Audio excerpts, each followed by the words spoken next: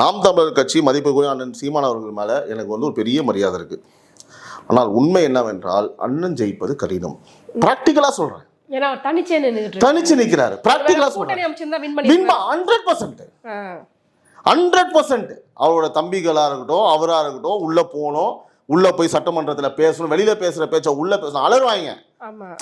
இப்போ நினச்சி பாருங்களேன், இப்போ விஜய் அவர்களோ, அண்ணாமலை அவர்களோ, சீமான் அவர்களோ சட்டமன்றத்துக்குள்ள வராங்க அப்படின்னா ஐயோ இன்னைக்கு என்ன கேள்வி கேட்க போறாங்களோ தோணுமா தோணாதா? சொல்லும் போதே எவ்வளவு மாசா இருக்கு. கண்டிப்பா.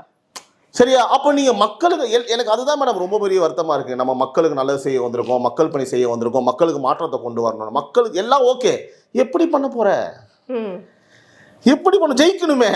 ஏன்னா சீமான் அவர்கள் தான் கடுமையா விஜய் வந்து எதிர்த்துக்கிட்டு இருக்காரு. ஒருவேளை வந்துட்டு ஆரம்பத்துல என்ன சொன்னாங்க அப்படின்னா தம்பி அப்படி ஆங்க அப்படி இப்படின்னு பேசும்போது ஒருவேளை சீமான் அவர்களும் விஜய் அவர்களும் கூட்டணி வச்சுப்பாங்களோ அப்படின்ற நிலைமையெல்லாம் யோசிக்க போய் இப்ப மிகப்பெரிய ஒரு மாநாட்டிலேயே காலி பண்ணிட்டாரு. விமர்சனத்துக்கே இப்படிதான் இருக்கு.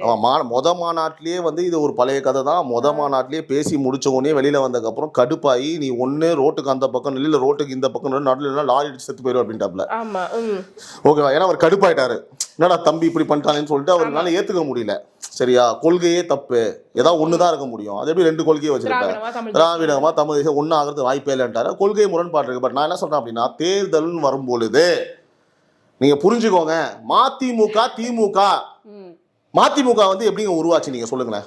திமுக வந்து பிரிஞ்ச கட்சி எதனால உருவாச்சு? இன்னைக்கு அவங்க ரெண்டு பேரும் கூட்டணி இல்லையா?